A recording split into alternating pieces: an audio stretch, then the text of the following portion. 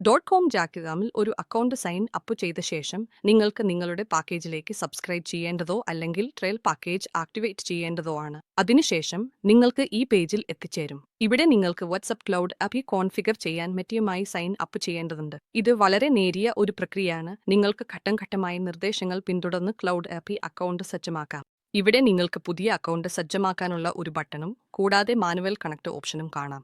നിങ്ങൾ മുമ്പ് മാനുവൽ ഫീച്ചറുകൾ ഉപയോഗിച്ച് ക്ലൗഡ് ആപ്പ് കോൺഫിഗർ ചെയ്തിട്ടുണ്ടെങ്കിൽ ആ ബട്ടൺ ക്ലിക്ക് ചെയ്ത് എല്ലാ വിവരങ്ങളും പൂരിപ്പിച്ച് എളുപ്പത്തിൽ ആക്ടിവേറ്റ് ചെയ്യാം.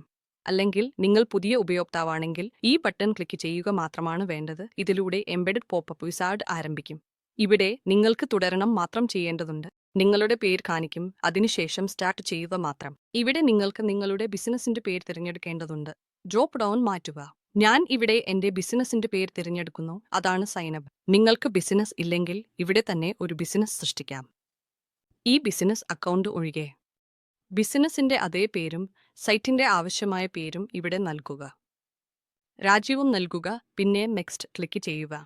രണ്ടാം ഘട്ടത്തിൽ നിങ്ങൾക്ക് വാട്സാപ്പ് അക്കൗണ്ട് സൃഷ്ടിക്കാൻ പ്രോംപ്റ്റ് ചെയ്യും. അതെങ്ങനെ സൃഷ്ടിക്കാമെന്ന് നിങ്ങൾക്ക് അറിയാം. ഇത് ഇതിനകം സൃഷ്ടിച്ചിട്ടുണ്ടെങ്കിൽ അതാണ് തിരഞ്ഞെടുക്കുക, പിന്നെ നെക്സ്റ്റ് തിരഞ്ഞെടുക്കുക. അതിനുശേഷം വാട്സാപ്പ് ബിസിനസ് അക്കൗണ്ടിന്റെ പേര് പോലുള്ള എല്ലാ വിവരങ്ങളും പൂരിപ്പിക്കേണ്ടതുണ്ട്. ഇത് നിങ്ങളുടെ യഥാർത്ഥ ബിസിനസ് പേരോ അല്ലെങ്കിൽ നിങ്ങളുടെ ബ്രാൻഡ് പേരോ ആയിരിക്കണം. ഗോഗോട്ട് സൈറ്റിന്റെ പേരോ ആയിരിക്കണം. ശരി, ഉദാഹരണത്തിന് ഞാൻ ഇവിടെ സൈറ്റ് ആർട്ട് സെയിൽസ് എന്ന് നൽകുന്നു. നിങ്ങൾക്ക് സെയിൽസ് സപ്പോർട്ട് പോലുള്ള പേരുകൾ, അതുമായി ബന്ധപ്പെട്ട ഏതെങ്കിലും ജനറിക് പേരുകൾ ചേർക്കാം. പിന്നെ നിങ്ങൾ സംരക്ഷിക്കാൻ ആഗ്രഹിക്കുന്നതെന്തെങ്കിലും ചേർത്ത് സേവ് ചെയ്യാം.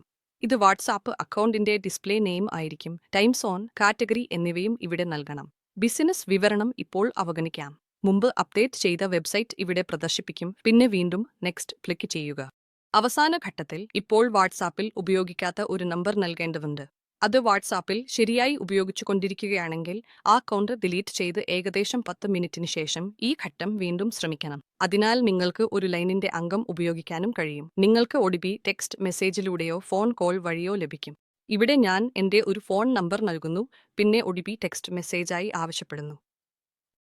ഒടിപി ആ നമ്പറിലേക്ക് വിജയകരമായി അയച്ചതായി തോന്നുന്നു. ഇപ്പോൾ ഞാൻ ഒടിപി ലഭിച്ചു, അതിനാൽ ഞാൻ അത് ഇവിടെ നൽകുന്നു. പിന്നീട് ഞാൻ നെക്സ്റ്റ് ക്ലിക്ക് ചെയ്യുമ്പോൾ അടുത്ത സ്ക്രീനിൽ അനുവദിച്ച അനുമതികൾ കാണിക്കും. പിന്നെ റിന്യൂ ക്ലിക്ക് ചെയ്യുക. ഇത് വിവരങ്ങൾ പരിശോധിക്കുന്നു. കുറച്ച് മിനിറ്റുകൾക്കകം ഇത് കാണിക്കും. അതെ, നിങ്ങൾക്ക് ഇപ്പോൾ വാട്സാപ്പിൽ ആളുകളുമായി ചാറ്റ് ചെയ്യാൻ തയ്യാറാണ്. അതിനാൽ ഈ സെറ്റപ്പ് ഇപ്പോൾ പൂർത്തിയായി. ഫിനിഷ് ക്ലിക്ക് ചെയ്യുക, പിന്നെ ഒരു സെക്കൻഡ് കാത്തിരിക്കുക. ബഹുശാ ഇവിടെ സ്ക്രീനിൽ കണക്ട് ചെയ്ത നമ്പർ കാണിക്കും. ശരി, അതിനാൽ ഇത് പ്ലാറ്റ്ഫോമുമായി തിരികെ സിങ്ക് ചെയ്യുകയാണ്. അതിനാൽ നിങ്ങൾക്ക് ഇവിടെ അതേ നമ്പർ കാണാം. ഇതാണ് ഞാൻ ഇപ്പോൾ ക്ലൗഡ് ഉപയോഗിച്ച് കണക്ട് ചെയ്ത നമ്പർ. ഞാൻ അതിനെ തിരഞ്ഞെടുക്കുകയാണ്. ശരിയാണോ? ഇപ്പോൾ ഇത് വിജയകരമായി പൂർത്തിയായി. അതിനുശേഷം ചെയ്യേണ്ടത് 2 ഘട്ടങ്ങൾ കൂടിയുണ്ട്. ഒന്ന്, ഈ നമ്പർ ആക്ടിവേറ്റ് ചെയ്യാൻ നിങ്ങൾ ഈ ആക്ടിവേറ്റ് ബട്ടൺ ക്ലിക്ക് ചെയ്യണം. ഇത് ആക്ടിവേറ്റ് ചെയ്തതിനു ശേഷം ഇവിടെ ഒരു കണക്റ്റഡ് ബാഡ്ജ് കാണിക്കും. അതിനുശേഷം നിങ്ങൾക്ക് സബ്സ്ക്രൈബ് ബട്ടൺ ക്ലിക്ക് ചെയ്യാം. ഇപ്പോൾ നിങ്ങൾക്ക് ക്ലൗഡ് ആപ്പ് വഴി സന്ദേശങ്ങൾ അയക്കാനും സ്വീകരിക്കാനും പൂർണ്ണമായും തയ്യാറാണ്.